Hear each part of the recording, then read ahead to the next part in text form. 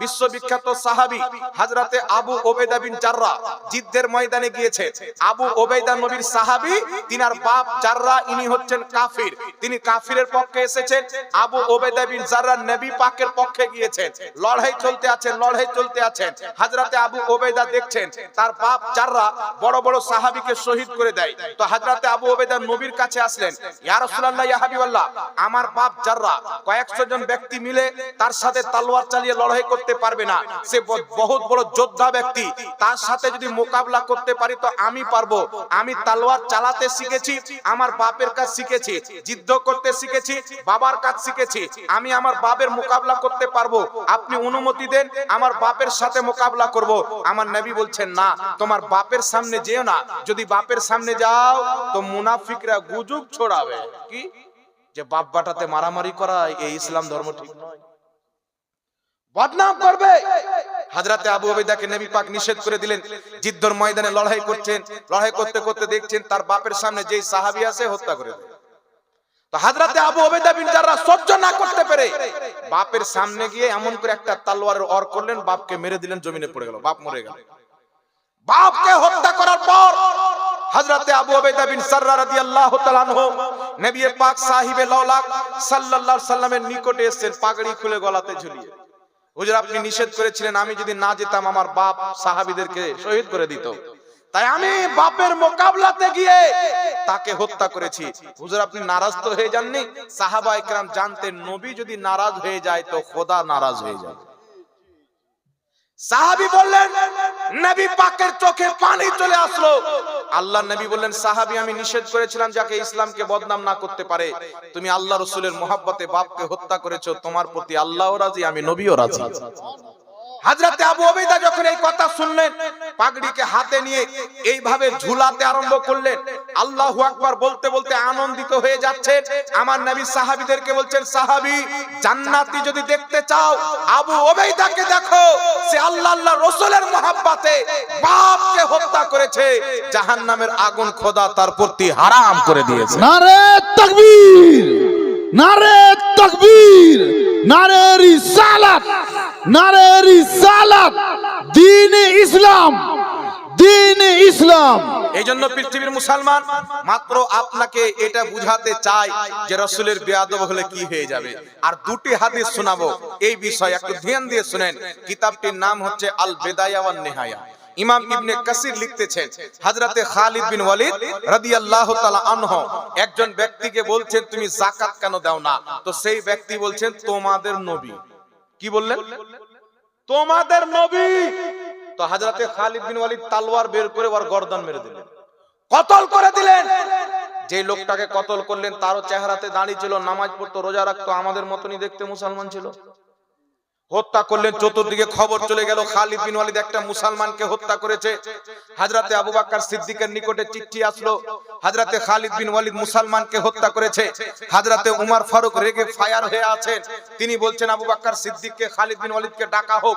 চিঠি পাঠিয়ে তিনাকে ডাকা হলো।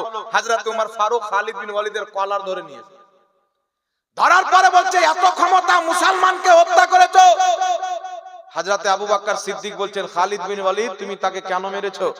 তো হযরতে খালিদ বিন ওয়ালিদ বলছেন, আমি তাকে বললাম যাকাত কেন দাও না? তো সেই ব্যক্তি বলছে, তোমাদের নবী। তো তোমাদের নবী বলল মানে এর নবী নয়, এ এত বড় গুস্তাখি করলো, আমি তাকে কতল করে দিলাম। আবু বকর সিদ্দিক বলছেন, তুমি ঠিক করেছো, তুমি ঠিক করেছো। তোমাদের নবী বলল মানে এটাও নবীর বেয়াদবি। আর এখন নবীর ব্যাপারে বড় বড় কথা বলে দেয়, কিন্তু আমরা কি মনে করি এটাও তো হুজুর। আর কোথাকার হুজুর? ইবলিস ফেরেশতাদেরকে পড়াতো, কোটি কোটি বছর ইবাদত করেছিল, আদমের সম্মান করেনি, আল্লাহকে শয়তান বানিয়ে দিয়েছে। আজকের টুপিওয়ালা মৌলবি যদি নবী পাককে মুর্দা বলে, নবী গায়েব জানে না বলে, নবী দিবসকে হারাম বলে, এই মৌলবির সাথে কি সম্পর্ক থাকতে পারে? সম্পর্ক তার সাথে হবে যার আকীদা আহলে সুন্নাত ওয়াল জামাত মোতাবেক হবে। কথা বুঝতে পারছেন কি পারেন না বাবা? এই জন্য পৃথিবীর মুসলমান আপনাকে বলতে চাই, আল্লাহু আকবার কবীরা। একটি হাদিস আর একটা হয়ে গেল। কিতাবটির নাম তাফসিরে দুররে মানসুর, ইমাম সিউতি লিখেছেন। ইমাম ইবনে কাসির তাফসির ইবনে কাসিরের মধ্যে লিখেছেন, হযরতে উমর ফারুক, নাম তো শুনেছেন। উনার সামনে কেউ রাসূলুল্লাহর চুল পরিমাণে বেয়াদবি করে বেঁচে থেকে যাবে, এটা অসম্ভব।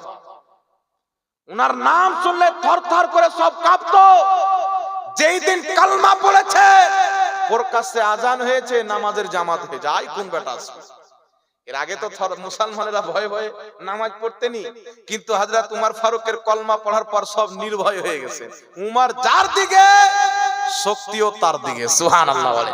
হযরত উমরের ব্যাপারে রাসূল পাক বলছেন, আমার উমর যে রাস্তা দিয়ে চলে যায়, ওই রাস্তা দিয়ে শয়তান যায় না। কত বড় পাওয়ারফুল ব্যক্তি! দুনিয়ার মুনাফিকও ভয় করত, আর শয়তান আল্লাহর দুশমনও ভয় করত। সুবহানাল্লাহ। এই হযরত উমর ফারুকের নিকটে দুইজন লোক গিয়েছে। যাওয়ার পরে বলছেন, উমর ফারুক, আপনার নিকটে ফয়সালা নিয়ে এসেছি। দুটা লোক গিয়েছে। তো একটা লোক বলছেন, এর আগে ফয়সালা নবীর দরবারে করিয়েছেন, তো নবী পাক একজনের পক্ষে রায় দিয়েছেন, একজনের বিপক্ষে গিয়েছে, যেটা সঠিক ওটাই নবী পাক বলেছেন। তো আবার যার বিপক্ষে হয়েছে, ওই লোকটা যার পক্ষে হয়েছে তাকে বলেছে, একবার আর চলো উমর ফারুকের নিকটে। তো হযরত উমরের নিকটে এসেছেন। ইমাম সিউতি লিখছেন, ইমাম ইবনে কাসির লিখছেন, উমর ফারুককে গিয়ে বলছেন যে আপনার নিকটে একটা ফয়সালা নিয়ে এসেছি, তবে শুনেন। যার পক্ষে রায় দিয়েছেন ওই লোকটা বলছেন যে এর আগে নবীর কাছে গিয়েছিলাম সাল্লাল্লাহু আলাইহি সাল্লাম, তিনি আমার পক্ষে রায় দিয়েছেন এর বিপক্ষে, তাই এই লোকটা রাস্তায় বলল একবার উমর ফারুকের দরবারে চলো। তো যেই লোকটা বলেছেন, তো হযরত উমর ফারুক তাকে জিজ্ঞাসা করছেন, ঠিকই তুমি এই কথা বলেছো যে উমরের দরবারে চলো? বলেন, হ্যাঁ আমি এই কথা বলেছি। তো হযরত উমর ফারুক বলছে, দাঁড়াও, আমি ঘর থেকে আসছি, ভাগিও না, বসো। উনি ঘরের ভিতর গিয়ে তলোয়ার নিয়ে এসে ওর গর্দান মেরে দিলেন।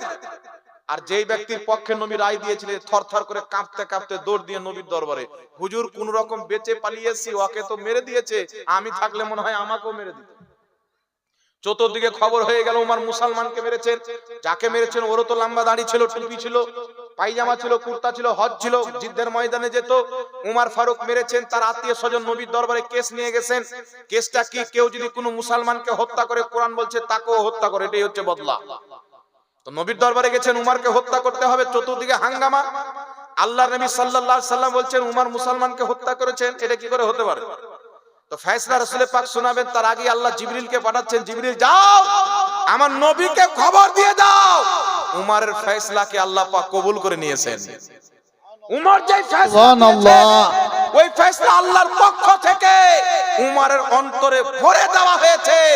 নবীর ফয়সালাতে যারা সন্তুষ্ট হতে পারে না, তারা মুসলমান থাকতে পারে না। নারে তাকবীর, নারে তাকবীর, নারে রিসালাত, নারে রিসালাত, নারে হায়দারি, নারে হায়দারি। তাহলে এখন দ্বীন ইসলাম। পৃথিবীর মুসলমান, খোদার ইজ্জতের কসমকে বলি, এখন যেইগুলো মৌলবি জন্মসূত্র আছে কিনা আমি জানি না, দুনিয়াতে আসা বৈধভাবে আছে কিনা জানি না, যারা কুরআন পাকের অপব্যাখ্যা করে বলে নবী আমাদের মতো মানুষ ছিল, খোদার কসম খেয়ে বলি, এই যুগে যদি হযরত ওমর ফারুক থাকতেন, তার গর্দান ধর থেকে আলাদা করে দিতেন।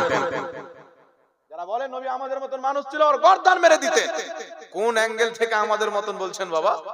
আস্তাগফিরুল্লাহ। এইজন্য পৃথিবীর মানুষ আপনাকে বলতে চাই, বর্তমানে দেওবন্দি, তবলিগি জামাত, আহলে হাদিস, জামাতে ইসলামী, এই চারটির দল হলো আসল ওয়াহাবি। ওয়াহাবির এইগুলো চারটি হচ্ছে ডাল ফাংড়ি। এরা হচ্ছে রাসূল পাকের বেয়াদব। এদের কিতাবে লেখা আছে আদম নবীও শিরক করেছে। মুহাম্মদ বিন আব্দুল ওয়াহাব নজদি কিতাবুত তাওহীদে লিখেছে আদম নবী শিরক করেছে। এই চারো গ্রুপের ইমাম ইসমাইল দেহলভী তাকওয়াতুল ঈমানে লিখেছে মুহাম্মদ সাল্লাল্লাহু আলাইহি সাল্লাম সুপারিশ করতে পারে না। এই কিতাবে লিখেছে নবীর সম্মান বড় ভাইয়ের মতো করতে হবে। এই কিতাবের মধ্যে লিখেছে আল্লাহ মিথ্যা বলতে পারে। তাহলে বলেন পৃথিবীর মুসলমান, এদের সাথে আমাদের সম্পর্ক রাখলে আমাদের দুনিয়া আখিরাত নষ্ট হবে কি হবে না? জোরে বলেন, ধ্বংস হবে কি হবে না? এই জন্য নিজের ঈমান 72 ফিরকা থেকে বাঁচিয়ে আহলে সুন্নাত ওয়াল জামাত হয়ে থাকতে হবে। আহলে সুন্নাত ওয়াল জামাত হয়ে কবরে যেতে হবে। আরে পাপ যদি হয়, কিয়ামতের মাঠে মুহাম্মদ রাসূলুল্লাহ সুপারিশ করে আপনাকে জান্নাত দান করবে। এই জন্য পৃথিবীর মুসলমান আপনাকে বলি, এরা বলছেন নবী কোনো সুপারিশ করতে পারে না। একটা বাংলাদেশে মৌলবি আছেন, এগুলো মানুষের সামনে তুলে ধরার দরকার আছে, তাই বলছি। ও আমার বাপকে গালি দিলে কিছু বলতাম না, আমার মাকে গালি দিলে কিছু বলতাম না। নবী পাকের ব্যাপারে বলেছেন, তো আমাদের প্রতি ফরজ আছে যে আমরা মুসলিম উম্মাহকে সচেতন করে দিই এরা নবী পাকের দুশমন। বাংলাদেশে ওয়াহাবি মতের মৌলবি বলছে কি কিয়ামতে নবী পাক আয়েশাকে বলছেন, হযরতে আয়েশাকে, আয়েশা তুমি যে আমার স্ত্রী আমি এটাই চিনতে পারবো না। নবী পাক নিজেই কিয়ামতে ফেল করে তাকিয়ে থাকবে, আমার নেকির পাল্লা ভারী হচ্ছে না গুনহার পাল্লা ভারী হচ্ছে। নাউজুবিল্লাহ। হযরত উমর ফারুক থাকলে এ বেঁচে থাকতো বাবা? কত জঘন্য কথা! কে বলছেন? কোন সুন্নি আলিম বলেছেন? আমি চ্যালেঞ্জ দিয়ে বলছি, সোশ্যাল মিডিয়ার মাধ্যমে হাজারো বক্তব্য মুর্শিদাবাদের আলিম উলামা পাবেন, একটা বক্তব্যতে নবী বা ওলি বা সাহাবীর চুল পরিমাণে বেয়াদবি খেদেন আমি বক্তব্য দেওয়া ছেড়ে দেব। আমাদের জান্নাতি হওয়ার সবচাইতে বড় দলিল হচ্ছে আমরা নবীর বেয়াদব নই। পাপী হতে পারি, গুনাহগার হতে পারি, নবী পাকের বেয়াদব নয়, নবীকে মহব্বত করি। আর রাসূল পাক বলেছেন যে যাকে মহব্বত করবে কিয়ামতে তার সাথে থাকবে। বেশক বেশক। পৃথিবীর মুসলমান আমরা আহলে সুন্নাত ওয়াল জামাত, আমরা বেশি দুরূদ সালাম পড়ি কি বলি না? আমরা দুরূদ সালাম পড়ি কওরির চুলকায়। কিছু বাদর মৌলবি বেরিয়েছেন, বলবে এটা নবীর দেওয়া টুপি, এটা মৌলবীর দেওয়া টুপি, তো আপনি কোনটা টুপি নেবেন? তো সব তো বলবেন নবীর দেওয়া টুপি নেব। বলছে আল্লাহুম্মা সাল্লি আলা মুহাম্মাদ ওয়া আলা আলি মুহাম্মাদ কামা সাল্লাইতা আলা ইব্রাহিম ওয়া আলা আলি ইব্রাহিম, যাকে দুরুদে ইব্রাহিম বলে এটা নবীর দেওয়া দুরুদ। আর ইয়া নবী সালামুন আলাইকা এটা হচ্ছে মৌলবীর দেওয়া দুরুদ। তো এ গাধা মৌলবি এটাও ধ্যান নেই, যদি মৌলবি এটা বানিয়ে থাকে তো মৌলবি ওর বাপের ব্যাপারে বানায়নি, রাসূলের পাকের ব্যাপারে বানিয়েছে। তো আর কোথায় থাকলো বাবা? জি, আপনি যদি বলেন মুফতি জাহাঙ্গীর সাহেব খুব ভালো মানুষ, তো এটা আপনার কি করে প্রশংসা করব? আপনি আমার প্রশংসা করুন। তো ইয়া নবী সালামুন আলাইকা মেনে যদি মৌলবীর বানা, তো বাবার শানে নয় নবী পাকের শানে বানিয়েছে। আর বলছে রে নবীর টুপি এটা ইয়ার টুপি। কত বড় জাহিল মূর্খ মানুষকে গুমরাহ করাতে দুরুদকেও ভাগ করছে। চিন্তা করছেন বাবা? দুরুদ তো আমিও বানাতে পারি, মক্কার সরদার তোমাকে সালাম, মদিনার তাজদার তোমাকে সালাম। এটা কোন হাদিসের কিতাবে নাই, কেউ বলেন তো যেটা পড়া যাবে না? এটা আমি বললাম মক্কার সরদার তোমাকে সালাম, মদিনার তাজদার তোমাকে সালাম। এই জন্য সমস্ত মুসলিম উম্মার এই বিষয়ে ইজমা আছে, দুরুদ যদি নবী থেকে প্রমাণিত থাকে তবুও জায়েজ আছে, কোন মৌলবীর বানানো থাকে তবুও জায়েজ আছে। আর এটাকে যারা বিদআত বলে এর জন্য বুখারী পড়াও না যায়, মুসলিম পড়াও না যায়। ইমাম বুখারীও দুরুদ বানিয়েছেন, ইমাম মুসলিমও দুরুদ বানিয়েছেন। সহিহ মুসলিম খুলেন, প্রথম খুতবাতে তিনি যে দুরুদটা লিখেছেন পৃথিবীর কোনো কিতাবে নাই, উনি নিজের আকল থেকে বানিয়ে লিখেছেন। তাহলে ইমাম মুসলিম বিদআতি হলো কি হলো না? তো ইমাম মুসলিমের কিতাব তো ওয়াহাবিদের জন্য পড়া না যায়, আমরা পড়বো না কি বলেন? এই জন্য এগুলো জাহিল জেহালত মূর্খ মৌলবি সমাজকে ভাগ করতে চায়। মসজিদে দ্বন্দ্ব, জানাজাতে দ্বন্দ্ব, দাফন করার মাঠে দ্বন্দ্ব। কেউ বাপ মায়ের নামে 4 দিন 40 দিন যদি ইসালে সওয়াব করে, এটাকেও বলছে 40 আছে হারাম করা যাবে। চিন্তা করছে? মানে আবু জেহেল বানাতে চাই মানুষকে। আবু জেহেল উতবা সাইবা মরেছিল, তো ওদের কবরে কুকুরও পেশাব করতে যায়নি, ঘৃণা করে। কিন্তু সাহাবার বাপ মা যখন মারতে ইন্তিকাল করতেন, তো সাহাবা মায়ের নামে পানি পান করাতেন, কেউ খেজুরের বাগান দান করে দিয়ে মানুষকে খেজুর খাওয়াতেন, কেউ মায়ের পক্ষ থেকে হজ করতেন, বাপের পক্ষ থেকে কুরবানি করতেন, রোজা রাখতেন। হযরত আলী প্রত্যেক বছর নবীর ইন্তিকালের পর নবী মুস্তাফার পক্ষ থেকে কুরবানি দিতেন, কারণ এই কুরবানির সওয়াব নবীর কবরে। আর আল্লাহর নবী নিজের জীবিত উম্মত মৃত্যু উম্মতের পক্ষ থেকে কুরবানি দিতেন। এই জন্য পৃথিবীর মুসলমান 4 দিনে হোক 40 দিনে হোক মানুষকে খাওয়া দাওয়া করা, কোরআন তেলাওয়াত করা, তাসবিহ তাহলিল যে কোনো নেকির কাজ করে তার সওয়াব মৃত্যু ব্যক্তিকে বকশে দিলে মুর্দার কবরটা জান্নাতের বাগান বানিয়ে দেয় আল্লাহ, তার আযাবে কমতি করে দেয়। আর এই বিষয়ে সবাই একমত, যে কোনো নেকির কাজ করে তার সওয়াব মৃত্যু ব্যক্তির নামে বকশে দিলে আল্লাহ সেই সওয়াব মুর্দাকে দান করে। এইজন্য আল মুস্তাদরাক আলা সাহিহাইন কিতাবে ইমাম হাকিম রাহমাতুল্লাহ আলাইহি সহিহ সনদে হাদিস নিয়েছেন। রাসূলুল্লাহ সাল্লাল্লাহু আলাইহি সাল্লাম বলছেন, মৃত্যু ব্যক্তিরা হঠাৎ করে দেখবে দিন বা দিন তাদের মর্যাদা বাড়তি আছে। তারা তাজ্জব হয়ে যাবে, আল্লাহকে বলবে আল্লাহ আমরা তো মরে গেছি, আমাদের নামাজ নাই, রোজা নাই, হজ নাই, যাকাত নাই, দান করি না, জালসা শুনতে যাই না, আমরা তো কবরে, তো আমাদের এত দিনের দিন মর্যাদা কেন বাড়তে আছে, নেকি কেন বৃদ্ধি হতে আছে? তো আল্লাহ বলছেন তোমার ইন্তিকালের পর তোমার আত্মীয় স্বজন তোমার নামে দোয়া করে, ইসালে সওয়াব করে, আর ওই সওয়াব আমি তোমার খাতাতে অ্যাড করে তোমার মর্যাদা বাড়াই দিই থাকি। তাই জীবিত ব্যক্তির পাঠানো নেকি পেয়ে মৃত্যু ব্যক্তির মর্যাদা বাড়ে, তার কবর আযাব কমে, এটা নবী পাকের হাদিস দ্বারা প্রমাণিত। আর জোরে হবে না সুবহানাল্লাহ? তো যাদের বাপ মা, তবে শর্ত আছে বাবা, মৃত্যু ব্যক্তি মুসলমান হতে হবে। যদি মুসলমানই না থাকে যতই কিছু করেন কিছুই পাবে না। তো সুন্নিদের বাপ মা সব মুসলমান, এরা মরলে 40 চাহরণ জায়েজ আছে। ওয়াহাবিরা তো মুসলমান নয়, এদের করলেও যাবে না। কথা বুঝতে পারছেন?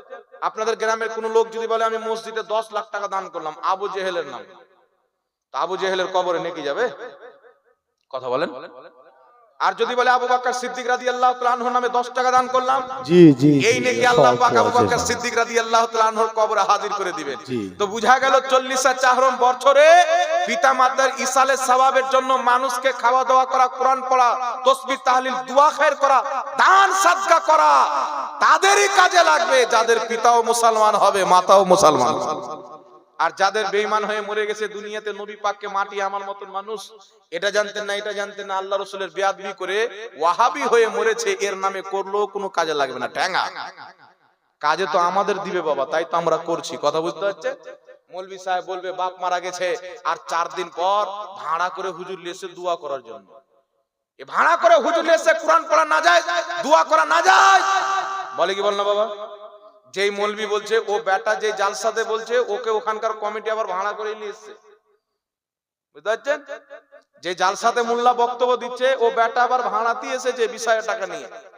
ওর মসজিদের ইমাম ভাড়া করা, মাদ্রাসার শিক্ষক ভাড়া করা, ওর বাপ মায়ের বিয়ে পড়িয়েছে মৌলভী, তবুও 1000 টাকা নিয়েছে, ওটাও ভাড়া করা।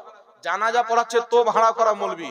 তো ভাড়া করে করলে যদি হারাম হয়ে যায়, তো ওর বাপ মায়ের বিয়েটা তো মৌলভী পড়িয়ে ভাড়া করে মৌলভী পড়াচ্ছে, তাহলে বিয়েটা হারাম হবে কি হবে না? তো বিয়েটা যদি হারাম হয় তো মৌলভী বেটা হারামজাদা হবে না হালাল জাদা হবে? তো এগুলো জেহালত, মূর্খতা, মুসলমানদের ঈমানকে মানে মুসলমানকে সন্দেহে ফেলার জন্য। এদের মধ্যে ব্রেনে সন্দেহ ঢুকিয়ে দাও, ইসলাম দুর্বল হয়ে যাবে। এই জন্য আপনাদেরকে বলতে চাই বাবা, ওই দিনের প্রতি কায়েম থাকেন যেই দিন 1450 বছর থেকে নিয়ে খাজা মঈনুদ্দিন চিশতি আজমিরে, নিজামউদ্দিন আউলিয়া দিল্লিতে, গৌসে আজম বাগদাদে আল্লাহর ওলিরা প্রচার করেছেন। এ আহলে সুন্নাত ওয়াল জামাতে কায়েম থাকেন, দুনিয়াতেও নেকি পাবেন, আখিরাতে নবী পাকের শাফাত পাবেন। জোরে বল সুবহানাল্লাহ। এবার দুটা কথা আপনাদেরকে বলতে চাই বাবা। কিয়ামতের ময়দানে নবী তো আমাদের সুপারিশ করবেন, এই ব্যাপারে তো আমি পারাই জায়গাতে বক্তব্য রাখি, এটা দরকার আছে সমাজের মধ্যে। তবে কাদের সুপারিশ করবে? যারা ঈমান নিয়ে দুনিয়া থেকে যাবে। আর যদি নবী পাকের গুস্তাখদের কাতারে চলে যান তো সব ধ্বংস হয়ে যাবে। নবী পাকের নিকটে একজন সাহাবী আসলেন, বুখারী শরীফের হাদিস, আসার পরে বলছেন ইয়া রাসূলুল্লাহ আমাকে কিয়ামতের ব্যাপারে বলেন। নবী পাক বলেন নামাজ পড়েনি, তারপর বলো। নামাজ পড়ার পর বলছেন, নবী পাক বলছেন কে জিজ্ঞাসা করেছিল? সাহাবী এসে বলছেন আমি। রাসূল পাক সাল্লাল্লাহু আলাইহি ওয়াসাল্লাম বলছেন তুমি কিয়ামতের জন্য কি জোগাড় করেছো? তো সাহাবী বলছেন হুজুর নামাজ বেশি পড়তে পারিনি, রোজাও বেশি রাখতে পারিনি, তবে আল্লাহ আল্লাহ রাসূলকে ভালোবাসি। এই সুবহানাল্লাহ বলেন না, আল্লাহ আল্লাহ রাসূলকে ভালোবাসি। তা আমার নবী বললেন না যে বেশি নামাজ পড়নি, বেশি রোজা রাখনি, তো ভালোবাসা কোথায় থেকে হলো? নবী পাক উত্তরে বলছেন যে যাকে মোহাব্বত করবে কিয়ামতে তার সাথে থাকবে। সুবহানাল্লাহ। এখন কিছু মৌলবি বেরিয়েছে বাবা, এরা বলছে নবী কিছু দিতে পারে না, নবীকে আল্লাহ কিছু দেয়নি, কোনো শক্তি নাই। দেওবন্দি তবলিগি জামাতের আমির, আহলে হাদিসদের আমির ইসমাইল দেহলভি তাকওয়াতুল ঈমানে লিখছে जिसका नाम मोहम्मद या अली है वो किसी चीज का मुख्तार नहीं। मोहम्मद সাল্লাল্লাহু আলাইহি সাল্লাম এবং আলী এদেরকে আল্লাহ চুল পরিমাণেও ক্ষমতা দেয়নি। তো চাঁদটা কি ওর বাপ টুকরা করেছিল? সূর্যটা কে ফিরিয়েছিল? কার ক্ষমতা? আর আমার নবীকে কত ক্ষমতা দিয়েছেন কিয়ামতের মাঠে। প্রত্যেক নবী, প্রত্যেক ব্যক্তি ইয়া নাফসি করবেন, আমার নবী মুস্তাফা হাউজে কাউসারের পানি নিজের উম্মতকে পান করাবেন। মাথার উপরে সূর্য হবে বাবা। বর্তমান সময়ে যখন গরমের টাইম আসে, রোদ্রের টাইমে যখন এই যে পাট কাটাকাটির সময় আসে, যারা রোজার অবস্থায় পাট কাটতে যায় তাদের কলিজা কিভাবে ফাটে তারাই ভালো জানে। তো যখন এত দূরে সূর্য আছে, এই তাপের অবস্থা, তো মাথার উপরে যখন সূর্য হবে কিয়ামতের ময়দানে, আর জমিন মাটি নয় তামার হয়ে যাবে, জমিন থেকেও আগুন বের হবে, উপর থেকেও আগুন নাজিল হবে। এই কঠিন অবস্থায় পিপাসার কারণে কলিজা শুকিয়ে যাবে, মাথার মগজ আপনার শুকিয়ে যাবে, চোখের ঢালাগুলি সাদা সাদা হয়ে যাবে, জুবান পর্যন্ত শুকিয়ে যাবে। এই সমাতে আমার আপনার নবী পাক জিনার ব্যাপারে আল্লাহ কোরআনে বলেছেন ইন্না আতাইনা কাল কাউসার, আল্লাহ বলছেন নিশ্চয় হাবিব আমি তোমাকে হাউজে কাউসার দান করেছি। এই হাউজে কাউসারটা কি? জান্নাতের একটা হাউজ, জান্নাতের একটা পুকুর বললি চলে, পানির হাউজ। এর পানি দুধের চাইতে বেশি সাদা আর মধুর চাইতে বেশি মিষ্টি। কিয়ামতে এক একটা দিন 40 বছরের হবে আর পিপাসায় সব হাওদাও করবে। আমার নবীর হাতে একবার যেই ব্যক্তি হাউজে কাউসারের পানি পান করে নিবে, কিয়ামতে দ্বিতীয়বার তাকে পিয়াস লাগবে না। আর ওই হাউজে কাউসারের পানি আমার নবী মুস্তাফা নিজের উম্মতকে হাতে করে পান করাবে, পিয়ালাতে করে পান করাবে। ওই কিয়ামতের ময়দানে সর আগে পানি কারা পাবে? নবী পাককে সাহাবী জিজ্ঞাসা করছেন ইয়া রাসূলুল্লাহ কিয়ামতের ময়দান হবে, এতগুলি লোক হবে, আদম থেকে নিয়ে কিয়ামত পর্যন্ত কোটি কোটি আরব খারব লোক হবে, হুজুর আপনার সবচাইতে বেশি নিকটবর্তী কে হবে? বলে দেব। এখন আমাদের সমাজের লোক পাগলা হয়ে আছে। পাগলা কি হয়ে আছে যে আমি মেম্বারের কাছের লোক কি করে হব, প্রধানের কাছের লোক কি করে হব, নাকি ভাই এমএলএ এর কাছের লোক কি করে হব? আমি বলতে চাই এগুলোকে তালাক দেন। এটা চিন্তা করেন কিয়ামতে নবীর কাছে কি করে হব।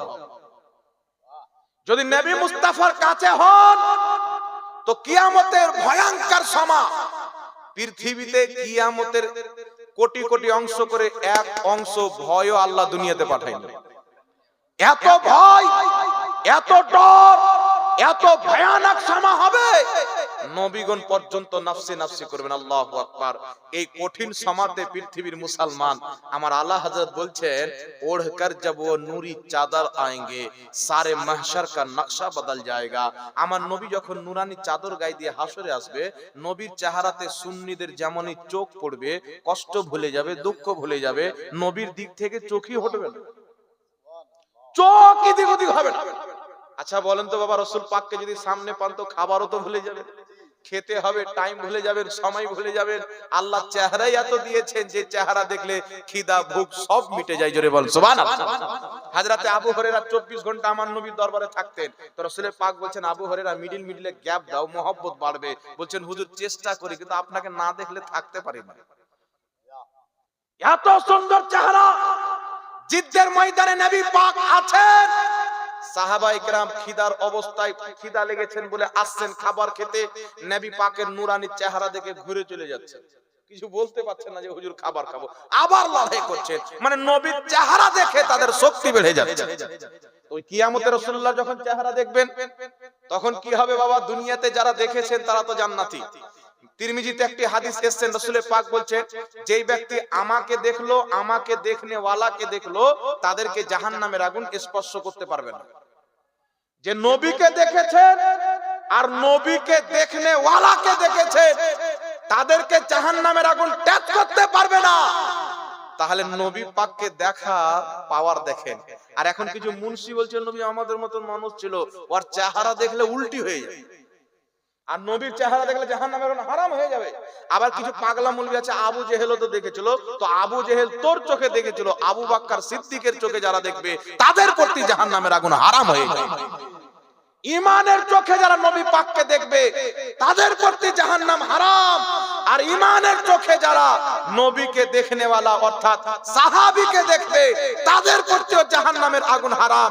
আর সুসংবাদ হানাফিদের জন্য, ইমামে আজম আবু হানিফা নিজের মাথার চোখে, ইমানের চোখে নবী পাকের সাহাবীকে দেখেছেন। তো আবু হানিফা জান্নাতি হলো কি হলো না? আবু হানিফার পথকে মেনে তার পথে চলে আমরা কি জাহান্নামে যাব? জোরে বলেন। ড্রাইভার যদি বাস নিয়ে যায় বহরমপুর, তো বহরমপুরই না যাবে। এটা তো নয় যে ড্রাইভার গেল বহরমপুর আর আপনি চলে গেলেন মালদা। তো আবু হানিফা যদি জান্নাতি হয় তো হানাফি মাযহাবে না আমরা কি করে জাহান্নামী হব? আমরাও তো জান্নাতে যাব। তবে যারা আলবানির মাযহাবকে মেনেছে, ইবনে তাইমিয়ার মাযহাবকে মেনেছে, ইবনে আব্দুল ওয়াহাব নজদির কানা মুকাল্লিদ হয়েছে, ইসমাইল দেহলভির অন্ধ ভক্ত হয়েছে, এরা জাহান্নামে যাবে। আর আবু হানিফার ইজতিহাদকে যারা মেনেছে এরা দুনিয়াতেও কামিয়াব, আখিরাতেও জান্নাতি। সুবহানাল্লাহ। কথা বুঝতে পারছেন বাবা? এবার আগে চলেন বিরাদে ইসলাম। নবী পাক সাল্লাল্লাহু আলাইহি সাল্লামকে সাহাবা জিজ্ঞাসা করছেন ইয়া রাসূলুল্লাহ কিয়ামতের ময়দান হবে, কোটি কোটি লোক হবে, সব উলঙ্গ অবস্থায়, করির পরনে কাপড় হবে না। কেউ করে দিকে ধিয়ানি থাকবে না, বেটা বাপকে চিনবে না, বাপ বেটাকে চিনবে না, মা বেটিকে চিনবে না, বেটি মাকে চিনবে না। এত কঠিন অবস্থা। মা যদি বেটাকে না চিনতে পারে তো আর কেউ কাউকে চিনতে পারবে? স্বামী স্ত্রীকে নয়, স্ত্রী স্বামীকে নয়, কেউ কারোর খবর নেই, আপন আপন টেনশনে সব ব্যস্ত। এই কঠিন সমাতে ইয়া রাসূলুল্লাহ, ইয়া হাবিবাল্লাহ, আপনার সবচেয়ে বেশি নিকটবর্তী কারা হবে? রাসূল পাক সাল্লাল্লাহু আলাইহি সাল্লাম বলছেন যে যত বেশি আমার প্রতি দুরূদ পড়বে তত বেশি কিয়ামতে আমার কাছে থাকবে। জোরে বলেন না সুবহানাল্লাহ। যত বেশি দুরূদ পড়বে কিয়ামতে তত বেশি নবী মুস্তাফার কাছে হবেন, আর যত কাছে হবেন তত তাড়াতাড়ি বেড়া পার হবে। সুবহানাল্লাহ। এইজন্য আমরা বেশি দুরূদ পড়ি।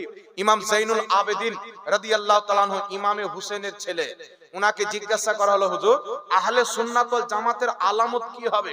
তো ইমাম যাইনুল আবেদিন বলতেছেন, কাসরাতিস সালাতি আলা রাসূলিল্লাহ, তারা বেশি বেশি করে নবীর প্রতি দুরূদ ও সালাম পড়বে। যারা আহলে সুন্নাত ওয়াল জামাত হবে তারা বেশি বেশি করে নবী মুস্তাফার প্রতি দুরূদ ও সালাম পড়বে। তাই আমরা বেশি করে নবীর পাকের প্রতি দুরূদ ও সালাম পাঠ করি। কখনো মুস্তাফা জানে রহমত পে লাখো সালাম, কখনো কাবে কে বদর দোজা তুম পে করোড়ো দরুদ, কখনো ইয়া নবী সালামুন আলাইকা। কিছু লোক দুরূদকে নিয়ে ঝগড়া করে আর আমরা দুরূদ পড়তেই থাকি। এরা কিয়ামতে পিছে পড়ে জাহান্নামে চলে যাবে, আমরা নবীর কাছাকাছি হয়ে হাউজে কাউসারের পানি পেয়ে যাব। জোরে হবে না সুবহানাল্লাহ।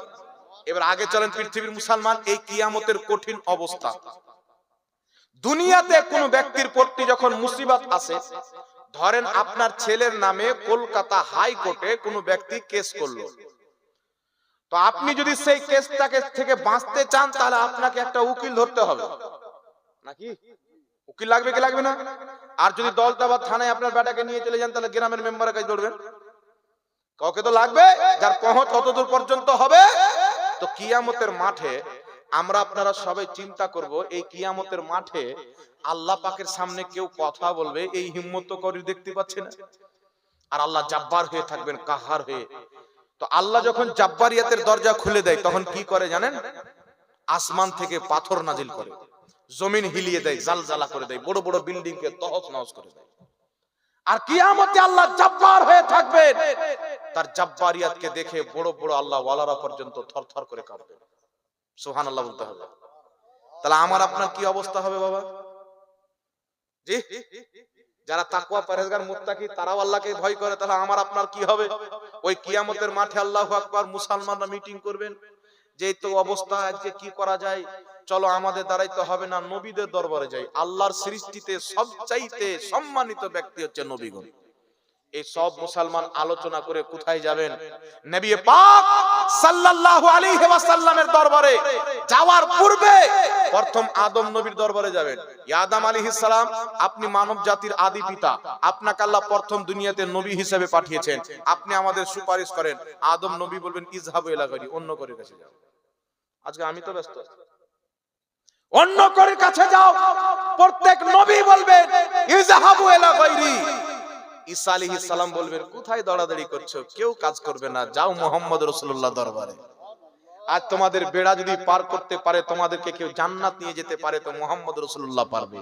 যখন আমরা নবী পাকের দরবারে যাব, এর পূর্বে একটা হাদিস শুনেন, হাদিসটি ইবনে মাজাতে রয়েছেন। রাসূল পাককে আল্লাহ পাক দুটি অপশন দুনিয়াতে দিয়েছিলেন। একটি হচ্ছে নবী পাকের যত উম্মত কিয়ামত পর্যন্ত হবে, বিনা হিসাব কিতাবে অর্ধেক উম্মত ডাইরেক্ট জান্নাতে যাবে। আর দ্বিতীয় নাম্বার হচ্ছে শাফাআত। তো নবী পাক জিবরিলকে বলছেন, জিবরিল, আমার অর্ধেক উম্মত বিনা হিসাব কিতাবে জান্নাতে যাবে, তো বাকি অর্ধেক উম্মত কোথায় যাবে? তো আমি এই অপশনটা নিব না, আমাকে শাফাত দিয়ে দাও, কিয়ামতে আমি শাফাত করে করে প্রত্যেকটা উম্মতকে জান্নাতে নিয়ে যাব। তো কিয়ামতে যখন আমরা নবী পাকের নাম শুনবো, সবাই মিলে দৌড় আল্লাহ নবী সাল্লাল্লাহু আলাইহি ওয়াসাল্লামের নিকটে উপস্থিত হব। বুখারী শরীফের হাদিস। নবী পাককে গিয়ে বলবো, তো আল্লাহ নবী বলবেন, আনা লাহা, এই জন্য তো আমি আছি। আর এই কাজ তো আমার নিকটে এসো। আমার নবী মুস্তাফা সাল্লাল্লাহু তাআলা আলাইহি ওয়াসাল্লাম বলছেন, আমি ওই কিয়ামতের মাঠে সাজদাতে পড়ে যাব। ওই সময়তে আল্লাহ আমাকে একটি তাসবিহ শিখাবেন, আমি সেই তাসবিহটি পাঠ করব, আল্লাহু আকবার কবীরা। ওই তাসবিহ পাঠ করতে করতে আল্লাহ পাক বলবেন, ইয়া মুহাম্মদ ইরফা রাসাকা, এই মুহাম্মদ মাথা তুলো, তুমি যার সুপারিশ করবে তাকে বখশে দেওয়া হবে, তুমি যা চাইবে তোমাকে তাই দেওয়া হবে।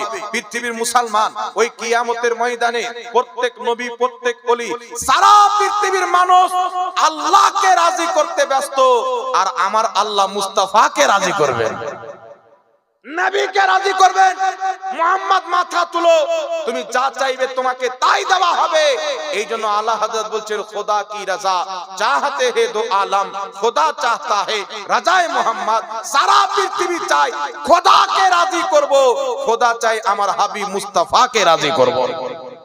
নবী পাক মাথা তুলবেন। আল্লাহ কোরআন পাকে বলেছেন ওয়ালা সাউফা ইউতিকা রাব্বুকা ফাতারদা, হে নবী আমি তোমাকে অতি শীঘ্রই এত দিব তুমি রাজি হয়ে যাও। তো নবীকে তো সোনা চাঁদির দরকার নাই। রাসূল পাক বলছেন ইয়া আয়েশা তো লাউ সিরতু লাসারাত মাই জেবালুজ যাহাব, আয়েশা আমি যদি চাই আমার পিছন পিছন সোনার পাহাড় চলবে। তো যেই নবী ইশারা করলে পাথরের পাহাড় সোনা হয়ে যাবে। রাসূল পাক বলছেন বুখারী শরীফের হাদিস ইন্নী মাফাতিহা খাজাইনিল আরদ, নিশ্চয় আল্লাহ জমিনের সমস্ত খাজানার চাবি আমি মুস্তাফাকে দিয়ে দিয়েছেন। তাহলে নবী পাককে কিসের প্রয়োজন আছে? উনি পাহাড়কে ইশারা করলে পাহাড় সোনা হয়ে যাবে, পাথরকে ইশারা করলে পাথর পানির ঝর্ণা বের করে দিবেন, চাঁদকে ইশারা করলে চাঁদ দুই টুকরা হয়ে যায়, সূর্যকে ইশারা করলে সূর্য ফিরে যায়। তো ওই নবীকে কিসের প্রয়োজন আছে?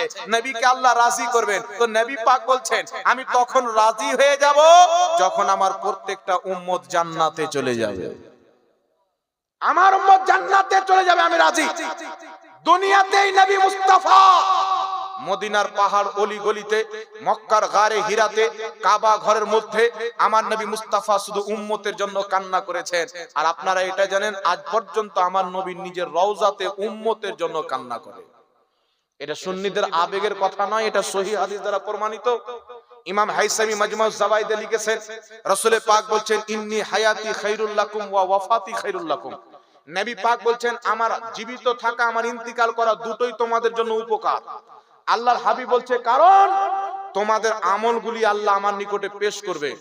আমি যদি তোমাদের কোনো গুনাহ দেখি তো আল্লাহর কাছে তোমাদের হয়ে আমি ক্ষমা চাইবো, সুবহানাল্লাহ বলেন। আর যদি নেকি দেখি তো আমি আল্লাহর শুকরিয়া আদায় করব, আল্লাহ তুমি আমার উম্মতকে নেক আমল করার তৌফিক দান করেছো। তো আজ পর্যন্ত নবী কবরে গুনাহ করি আমরা, নবী কান্না করে ক্ষমা চাই আমাদের জন্য। এটি জোরে হবে না সুবহানাল্লাহ? তাহলে সেই রাসূল পাক সাল্লাল্লাহু আলাইহি সাল্লামের কথা মানার দরকার আছে না নাই? জোরে বলতে হবে। সেই নবীকে খুশি করা দরকার আছে না নাই? কিয়ামতে তিনার সুপারিশ ছাড়া কোনো রাস্তা আছে? আর বর্তমানে কিছু মৌলবি বেরিয়েছে 40 দিনকার চিল্লাতে যায় সঠিক, কিন্তু ওখানে গিয়ে ঈমান রেখে আসে, ঈমান নিয়ে আসে। কপালে এত বড় ঘাটটা ফেলবে মনে হচ্ছে এর চাইতে বড় নামাজি নাই। আর এলাকাতে এসে বলে নবীকে নূর বলা যাবে না, নবীকে দাঁড়িয়ে সালাম দেওয়া যাবে না, মানে পাগলা কুকুর বানিয়ে ওকে পাঠিয়ে দিবে। বুঝতে পারছেন? এই জন্য ওইগুলি জামাতের মুখে লাথি মারতে হবে, যে জামাতে গেলে নবী মুস্তাফার ফজিলতকে ঘটাতে হবে। নবী এটা জানতেন না, ওটা জানতেন না, আমার নবী আল্লাহর জানাতে সব জানতেন। এটা আকীদা রাখেন। হযরত ওমর ফারুক বলছেন প্রথম সৃষ্টি থেকে নিয়ে কিয়ামত হওয়া পর্যন্ত, কিয়ামত হয়ে শেষ জান্নাতি জান্নাতে, শেষ জাহান্নামী জাহান্নামে যাওয়া পর্যন্ত নবী মুস্তাফা সব বলে দিয়েছেন, সব জানতেন। একটু জোরে হবে না সুবহানাল্লাহ? এইজন্য আল্লাহ পাক বলেন ওয়া আল্লামাকা মা লাম তাকুন তাআলাম, নবী তুমি যা জানতে না আমি আল্লাহ তোমাকে সব শিখিয়ে দিয়েছি। এইজন্য রাসূল পাকের প্রতি সচ্চা ভক্তি, নবীর আদবকারী যদি থাকতে চান তো সুন্নি হয়ে থাকতে হবে বাবা, আদব থাকতে। আর ওয়াহাবিতে যদি চলে যান তাহলে বেয়াদব দলে চলে গেলেন, বা আদব বা নসিব, বেয়াদব বেনসিব, আদব ওয়ালা নসিব ওয়ালা, বেয়াদব ও নসিব নাই। এইজন্য দুনিয়াও কামিয়াব হবে, আখিরাতও কামিয়াব হবে। জোরে বলেন সুবহানাল্লাহ। একবার দুরূদ শরীফ পড়েন আল্লাহুম্মা সাল্লি আলা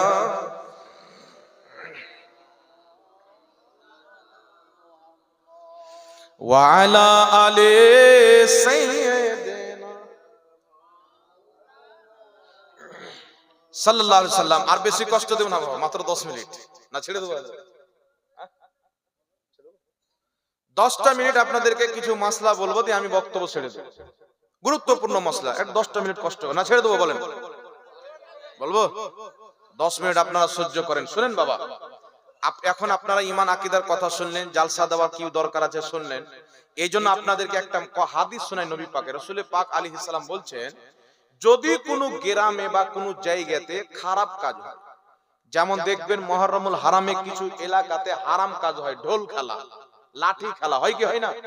তো রাসূল পাক বলছেন কোন ব্যক্তি যদি এলাকা থেকে বাইরে থাকে আর তার এলাকায় যদি গুনহার কাজ হয়, বাইরে থেকে যদি সমর্থন করে, তো এলাকাতে যারা গুনহা করে তাদের সমতুল্য গুনহা ওই সমর্থনকারী দূরে আছে তবুও হবে, সমর্থন করার কারণে বরাবর গুনাহ।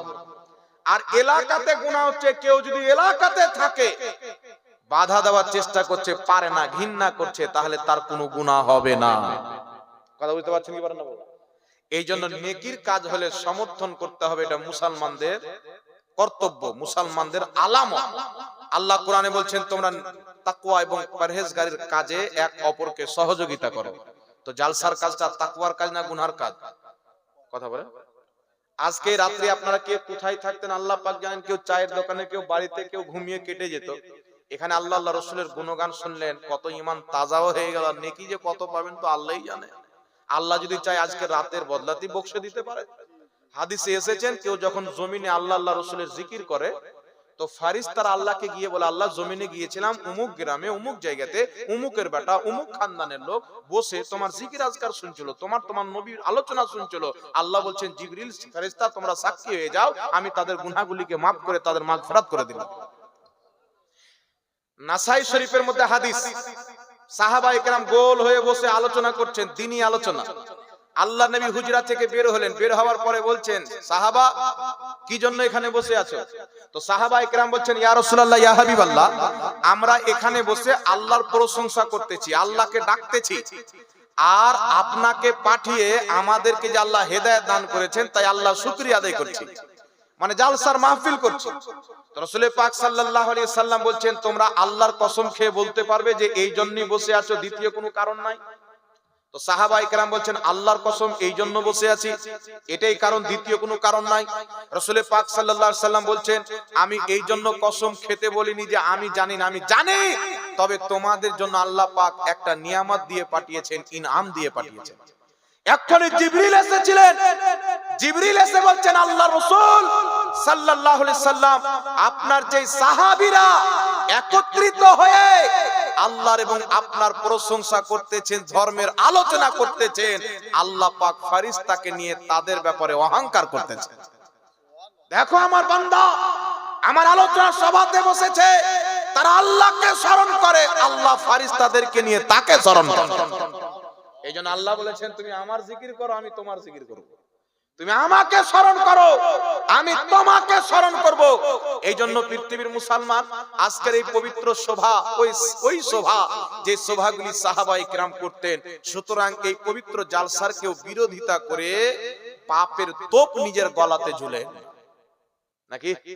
আপনার যদি সহযোগিতা করার ইচ্ছা না করে বাড়িতে বসে থাকেন না, আপনাকে তো জবরদস্তি তো কেউ লিবে না, নাকি বলে? তবে মুসলমানের কর্তব্য হচ্ছে একে সহযোগিতা করে, সাকসেসফুল করে, নেকি বেশি করে কামিয়ে নেওয়া, নাকি বাবা? এখানে যে বক্তাগুলো এসেছেন, 4-5টা বক্তা ডেকেছেন, কেউ কি নিজের বাপ দাদার কিস্সা কাহানি বলে গেছে? সব তো আল্লাহ রসুলের, আল্লাহর নেক বান্দাদের কথাই বলে গেছে, নাকি বলেন? এবার একটা কথা আপনাদেরকে বলি বাবা, আমাদের মা বোনেরাও শুনছে, এদেরকে 2-4টা মশলা না বললে বলে আমাদের ব্যাপারে হুজুররা কিছুই বললো না, নাকি বলেন? রাসূল পাক বলেছেন, মহিলাদের মসজিদে নামাজ পড়ার চাইতে বাড়িতে নামাজ পড়া সবচাইতে বেস্ট, সবচাইতে উত্তম। কথা বুঝতে পারছেন? বাড়িতে নামাজ পড়া, তো মহিলারা বাড়িতে নামাজ পড়বে। তবে আমাদের এলাকাতে বিয়ে শাদী হয়, তো মহিলারা হাতে মেহেন্দি দেয় এবং নখ পালিশ দেয়। নখে একটা মোটা টাইপের লাল রঙের কি লাগায়, এই নখগুলিকে লাল করে ঠোঁট পালিশ লাগায়। একটা কথা মনে রাখবেন, মা বোনেরা ধ্যান দিয়ে শুনবেন, যদি কোনো মহিলা নখ পালিশ লাগায় আর তার স্বামীর সাথে রাত্রি কাটায়, সকালবেলা যদি গোসল করে তার ফরজ গোসল হবে না, সে নাপাকের নাপাকই থেকে যাবে। কারণ সেই যে নখ পালিশ লাগিয়েছে, তো পানিটা আর নখ পর্যন্ত গেল না, নখটা ভিজলো না, আর পুরো শরীরের চুল পরিমাণে কোনো জায়গা যদি শুকনো থেকে যায়, আপনার ফরজ গোসল থাকলো না, আপনি নাপাকের নাপাকই থেকে গেলেন। এই জন্য নখ পালিশ, ঠোঁট পালিশ, এইগুলো মুসলিম মহিলাদের জন্য লাগানো বৈধ নয়। কথা আমার বুঝতে পারছেন বাবা? আর এখন তো জালসাতেও কিছু মহিলা দেখবেন কয়েক কুইন্টাল মেকআপ করে আসে। এ রাত্রে যদি ওজন করেন তো 50 কিলো হবে, সকালবেলা গা ধোয়ার পর ওজন করেন তো 10 কিলো ঘটে 40 কিলো হবে, মানে 10 কিলোই মেকআপ করে নেয়। বুঝতে পারছেন? এই জন্য বলতে চাই, আর সিটি কোলের চুড়ি পরে, সিটি কোলের আপনার বালা পরে মহিলারা নামাজ পড়বে না, এটাতে নামাজ মাকরুহ তাহরিমি ওয়াজিবুল ইয়াদা হবে। কথা বুঝতে পারছেন? আর পুরুষদের জন্য পুরুষদের কিছু নামাজের তরিকা রয়েছেন। একজন ভাই জিজ্ঞাসা করছিলেন, হুজুর আমরা যখন নামাজ পড়ি তো নামাজ পড়ছেন, ধরেন প্রথম রাকাতে সূরা ফাতিহা পড়তে ভুলে গেলেন, ডাইরেক্ট কুল আল্লাহ চালু করে দিলেন, কুল হুয়াল্লাহু আহাদ আল্লাহুস সামাদ লাম ইয়ালিদ ওয়া লাম ইউলাদ ওয়া লাম ইয়াকুল লাহু কুফুয়ান আহাদ, মানে সূরা ফাতিহা ভুলে গেছেন। তো সূরা ফাতিহা ভুলে যদি একটা আয়াতের কম পড়েন, ডাইরেক্ট কুল হুয়াল্লাহ সূরাটা পড়ছেন বা অন্য সূরা, তো একটা আয়াত চালু করে কিছুটা পড়েছেন, পুরো আয়াত পড়েননি, তাহলে ফির আপনাকে সূরা ফাতিহা পড়তে হবে, অন্য সূরা পড়তে হবে, সাজদা সহ করতে হবে না। আর যদি এক আয়াতের বেশি পড়লেন, এক আয়াতের যদি বেশি পড়লেন, তাহলে আপনাকে সূরা ফাতিহা পড়তে হবে, আবার দ্বিতীয় সূরা পড়তে হবে, লাস্টে সাজদা সহ করতে হবে। আরেকটা হচ্ছে সূরা ফাতিহা পড়নি, পুরো সূরা কুল হুয়াল্লাহ পড়ে নিলাম বা আলাম তারা পড়ে নিলাম, পড়ার পর আমি রুকুতে চলে গেলাম, রুকুতে মনে পড়ছে সূরা ফাতিহা পড়িনি, তো রুকু থেকে আপনাকে উঠে যেতে হবে, সূরা ফাতিহা পড়ে আবার দ্বিতীয় সূরা মিলিয়ে রুকু সাজদা করে লাস্টে সাজদা সহ করে নেবে, নামাজ হয়ে যাবে। কথা বুঝতে পারলেন? আরেকটা নিয়ম হচ্ছে যে সূরা ফাতিহা পড়তে ভুলে গেছেন, অন্য সূরা পড়ে নিলেন, ডাইরেক্ট রুকু করে সাজদাতে গেছেন, সাজদাতে মনে করছে যে আরে আমি তো সূরা ফাতিহা পড়িনি, ভুলে গেছি, সাজদাতে মনে হচ্ছে, তাহলে আপনি কি করবেন, সিজদা থেকে আর উঠে কিয়ামে যাওয়া যাবে না, লাস্টে সাজদা সহ করে নেবেন, নামাজ হয়ে যাবে। কথা বুঝতে পারলেন কি বললাম? নামাজের এত খুঁটিনাটি মশলা আছে, এইগুলো আমাদেরকে জানতে হবে, তার আগে নামাজি হতে হবে। এখানে কটা লোক আছে যদি গুনতে যান তো নামাজি মনে হয় 5-7টা লোক দেখে বোঝা যাচ্ছে, কিন্তু মনে রাখবেন মুসলমানদের নামাজ ছাড়া দ্বিতীয় কোনো রাস্তা নাই। আজকে ফিলিস্তিনে মার পড়ছে, ভারতে মার পড়ছে, কত কত জায়গাতে খালি মুসলিমদের উপরই মার পড়ছে, এর কারণ হচ্ছে মুসলমানরা বেনামাজি, মুসলমানদের মধ্যে সুদখোর, মুসলমানরা বেনামাজি, বিভিন্ন রকমের নোংরা কাজ এই মুসলিমদের মধ্যে ঢুকে আছে। আপনি হালাল উপার্জন করেন, কাল কিয়ামতের ময়দানে যারা ঠগা টাকা, সুদের টাকা, হারাম টাকা নিজের ছেলে মেয়েকে খাওয়ায়, ছেলে কলার ধরবে, এই বাপ খাওয়াতে পারবি না তো না খেলিয়ে রাখতে, সুদের টাকা কেন খাওয়াচ্ছেন, এই ছেলে আপনার কলার ধরবে। এই জন্য হালাল ইনকাম করেন, কষ্টতে জীবন যাপন হবে কিন্তু আপনার জীবনটা জান্নাতের নমুনা হবে। আর হারাম কামিয়ে এসি রুমে থাকবেন তো আপনার জীবনটা জাহান্নামের নমুনা হবে। এই জন্য হারাম থেকে বাঁচাতে হালাল পথে নিয়ে যেতে মুহাম্মদ রাসূলুল্লাহ মক্কাতে জন্মগ্রহণ করেছিলেন। আজ এই রাসূল পাকের চরিত্রকে আমরা যদি মেনে চলি তাহলে আমাদের দুনিয়াও কামিয়াব হয়ে যাবে, আখিরাতও কামিয়াব হয়ে যাবে। এই নবীর মতন চরিত্র পৃথিবীতে কারোরই নাই। রাসূলকে ফলো করার কারণে আবু বকর সিদ্দিক নবীদের পর সবচাইতে বেশি মর্যাদা পেয়ে গেছেন। নবীকে ফলো করার জন্য উমর ফারুক মুসলমানদের দ্বিতীয় খলিফা হয়েছেন। নবীকে ফলো করার জন্য হযরতে বেলাল রংটা কালো ছিল, ইসলামের চাঁদ হয়ে গেছেন। নবীকে ফলো করার কারণে আব্দুল কাদের জিলানী গৌসে আজম হয়ে গেছেন। নবীকে ফলো করার কারণে খাজা মঈনুদ্দিন চিশতি ইন্তিকাল করা কম করে 900 বছর কম বেশি হয়ে গেল, কিন্তু সারা পৃথিবীতে তার চর্চা হচ্ছে, গৌস পাকের চর্চা হচ্ছে, বিলালের চর্চা হচ্ছে, হযরত আবু বকর সিদ্দিকের চর্চা হচ্ছে। এইগুলো চর্চা কেন হচ্ছে? যারা নবীকে ফলো করে দুনিয়াদারও তাদের চর্চা করে, আল্লাহর ফেরেশতারাও চর্চা করে, আল্লাহ স্বয়ং তাদের চর্চা করে। এইজন্য কামিয়াবি রয়েছে রাসূল পাক সাল্লাল্লাহু আলাইহি সাল্লামকে ফলো করা। তাই আল্লাহ বলছেন মান ইউতির রাসূলা ফাকাদ আতা আল্লাহ, যেই ব্যক্তি আমার নবীকে, নবীর ইতাআত করলো, আমার নবীকে ফলো করলো, নবীর হুকুম মেনে চললো, সেই ব্যক্তি আল্লাহরই হুকুম মানলো। নবীর হুকুম হচ্ছে আল্লাহর হুকুম, রাসূলের হুকুম হচ্ছে আল্লাহর হুকুম। তাই ঈমান মজবুত রাখে। ওয়াহাবি, দেওবন্দি, কাদিয়ানি, তবলিগি এরকম শয়তানি দল থেকে ঈমানকে বাঁচিয়ে রেখে নামাজ পড়েন, আপনার নামাজও কবুল হবে, দুনিয়াও কামিয়াব, আর আখিরাতে নবী মুস্তাফার সুপারিশও পাবেন। আর আল্লাহর ওলিদেরকেও মানেন, কারণ কিয়ামতের ময়দানে আল্লাহর ওলিরাও সুপারিশ করবে। বুখারী শরীফ এবং নাসাই শরীফে সহিহ সনদে হাদিস এসেছে, আল্লাহর নবী মুস্তাফা সাল্লাল্লাহু আলাইহি সাল্লাম বলেন কিয়ামতের ময়দানে আল্লাহর কিছু এমন নেক বান্দা হবে, তাদেরকে আল্লাহ জান্নাত দান করবে, তারা জান্নাতে যাবে না। আল্লাহকে বলবে, আল্লাহ আমাদের যারা ভাই ছিল, আমাদের সাথে নামাজ পড়তো, আমাদের ভক্ত মান্যওয়ালা, আমাদের মুরিদ ছিল, তাদেরকে ছেড়ে কি করে জান্নাতে যাব? তাদেরকেও জান্নাত দিতে হবে, তবেই আমরা জান্নাতে যাব। আল্লাহর নবী সাল্লাল্লাহু আলাইহি সাল্লাম বলছেন, সে আল্লাহর ওলিরা আল্লাহর সাথে ঝগড়া করবে, আল্লাহর সাথে কিয়ামতের মাঠে ওলিরা ঝগড়া করবে যে আমাদের মান্যকারীকেও জান্নাতে দাও। ওই সময়তে আল্লাহ সুবহানাহু তাআলা বলবে, যাও জাহান্নামে চলে যাও, যাদেরকে চিনো বের করে জান্নাতে নিয়ে চলে যাও। তখন আল্লাহর ওলিরাও সুপারিশ করে জান্নাতে নিয়ে যাবে। প্রথম নবীর সুপারিশ সব তো নফসি নফসি করবেন, যখন নবী পাকের সুপারিশ চালু হবে তারপরে আদম নবী, ইব্রাহিম নবী, প্রত্যেক নবী সুপারিশ করবেন, সাহাবারা করবেন, শহীদরা করবে, আলিমরা করবে, আল্লাহর ওলিরাও সুপারিশ করে দল দল লোককে জান্নাতে নিয়ে যাবে। তাই রাসূল পাক বলছেন আমার উম্মতের মধ্যে কিছু এমন লোক হবে যারা বড় বড় গোত্রের লোকের সমতুল্য লোককে সঙ্গে করে জান্নাতে নিয়ে যাবে। এজন্য আমরা আহলে সুন্নাত ওয়াল জামাত, আমরা আল্লাহকেও মানি, নবীকেও মানি, আল্লাহর নবী যাদেরকে মানতে বলেছেন তাদেরকেও মানি। কিছু শয়তান আছে, কেউ আল্লাহকে মানার দোহাই দেয় তো রাসূল পাকের বেয়াদবি করে, কেউ আল্লাহ নবীকে মানার কথা বলে তো ওলিয়া উলিয়াকে গালি দেয়, আর কিছু মৌলবীর ধান্ধাই চলে আমাদের বিপক্ষে বলার কারণে। কথা হচ্ছে বাবা।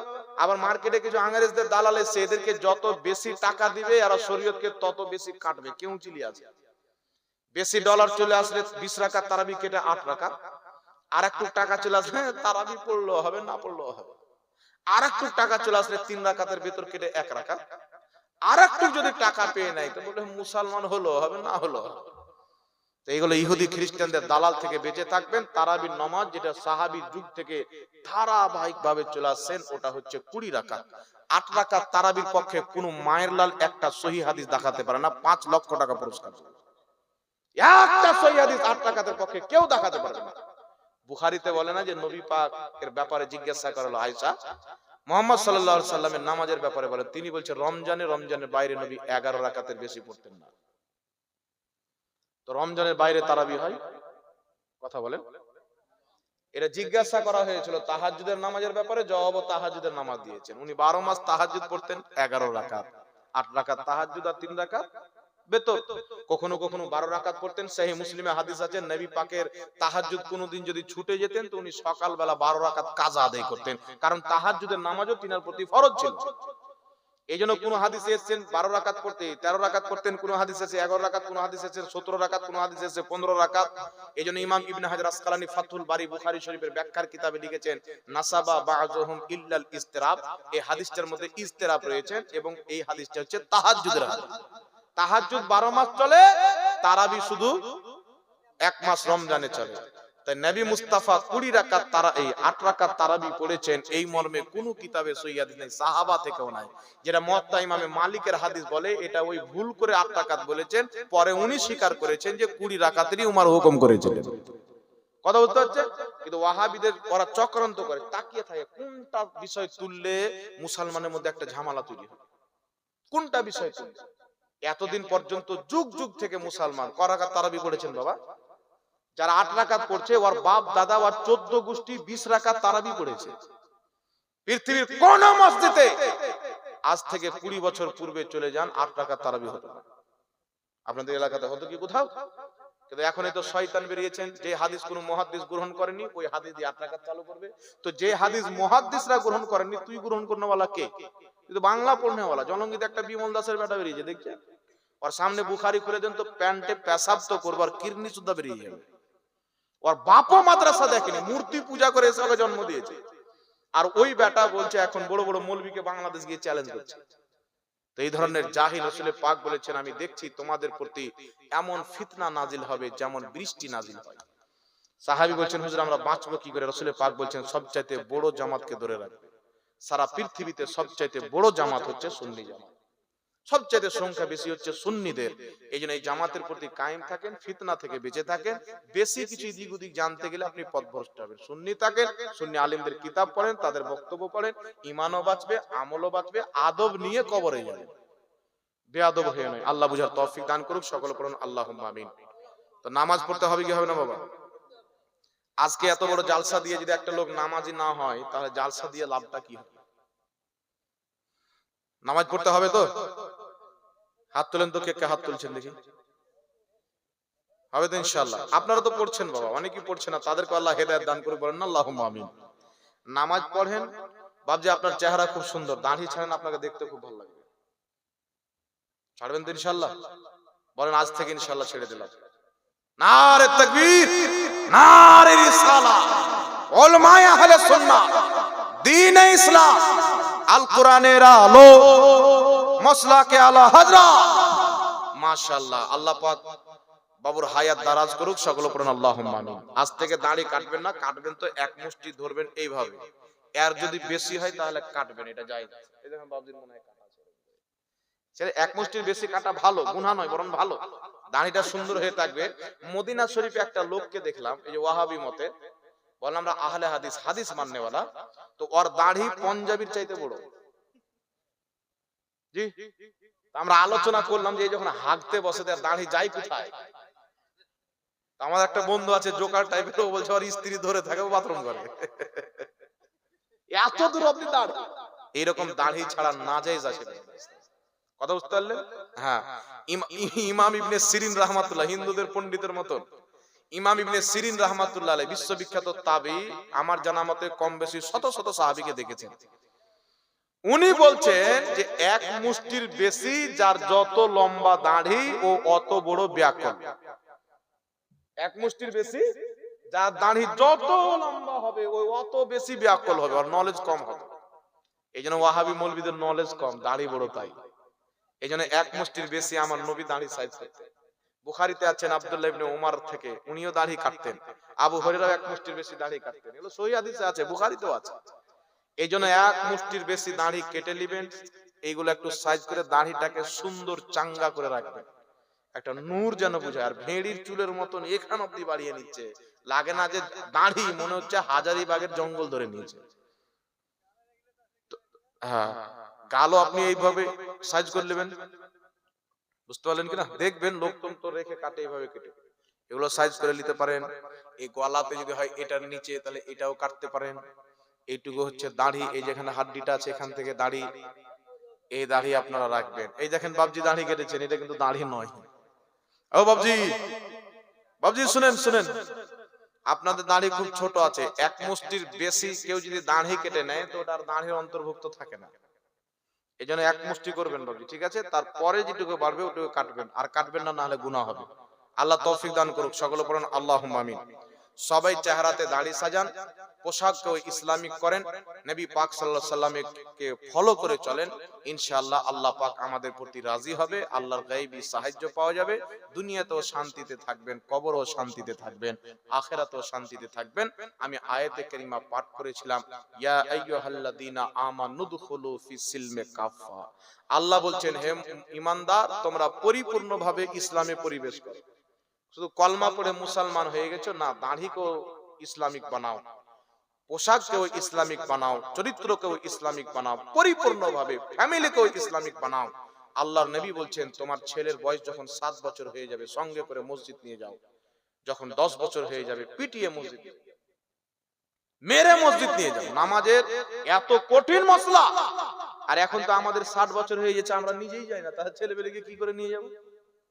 কত বড় লজ্জার কথা বাবা। তাহলে আমাদেরকে পিটাবে না তো আর কি হবে বলেন? আমাদের দুর্দশা হবে তো। কবরস্থান বেশি করে জিয়ারত করতে যাবেন, গিয়ে দেখবেন আর মিলাবেন, আল্লাহ এখানে আমাকেও আসতে হবে। তার অন্তরটা কানবে, তেবি আপনাকে দিল নরম হবে, তখন আখিরাত বলে স্মরণ আসবে। আল্লাহ আমাদেরকে নামাজি বানাক, সকলে পড়েন আল্লাহুম্মা আমিন। নিজে নামাজ পড়েন, স্ত্রীকে নামাজ পড়ান, মেয়েকে নামাজ পড়ান, ছেলেকে নামাজ পড়ান, হালাল ইনকাম করে খাওয়ান। যারা হালাল খায় 1 টাকা থাকলো আল্লাহর নিকটে ধনী, যারা হারাম খায় কোটিপতি থাকলো ভিখারির বাচ্চা ভিখারি। আল্লাহ হালাল পথে চলার তৌফিক দান করুক। ওয়া আখিরি দাওয়ানা আনিল হামদুলিল্লাহি রাব্বিল আলামিন। পরিপূর্ণভাবে আমাদেরকে ইসলামে আল্লাহ পরিবেশ করার তৌফিক দান করুক। সকলে নবী পাকের মহব্বতে দাঁড়িয়ে যান আর সালাতু সালাম পাঠ করুন। ইয়া নবী